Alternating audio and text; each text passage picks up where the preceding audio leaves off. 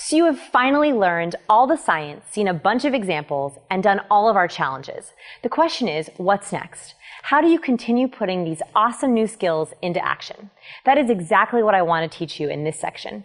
I want to show you how behavior change works, and it happens in 3 steps.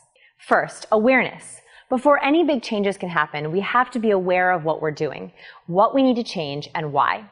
This is the awareness stage, where we simply become attentive to a new way of doing things.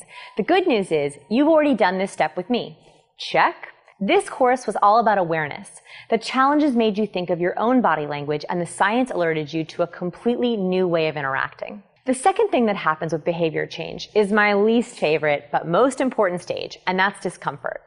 Learning new ways of doing things, addressing patterns we've engaged in for years is really, really uncomfortable.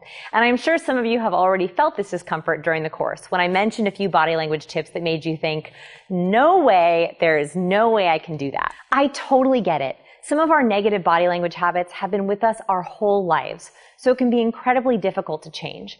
But here's the deal. I want you out of your comfort zone. Change can't happen when you're comfortable. Success doesn't come out of our comfort zone. It comes out of courage. And no one knows this better than me because I personally had to go through major behavior change and spent a long time in the discomfort phase, too afraid to embrace my courage and move on to the last step. I used to be so uncomfortable in my own skin that I had no idea how to authentically interact with people. Many of my students know that I'm a recovering awkward person, but no one ever believes me that I used to be an introvert and hide in the bathrooms at recess. So I scrounged up some embarrassing old photos of me to prove it. I was basically an 80-year-old at age 8.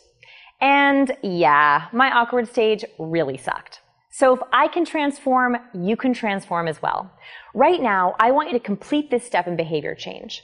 Own the discomfort you're feeling, recognize that these new habits are going to challenge you, and then decide to embrace your courage. Go ahead and put a mental check mark next to discomfort because we are ready for the final stage. Adoption is the last thing we do in behavior change, and this is when we take our awareness, move past the discomfort, and adopt our new set of habits. In the next section, I have given you a set of cheat sheets and next steps that you can adopt in the next 30 days so your actions turn into habits for the long term.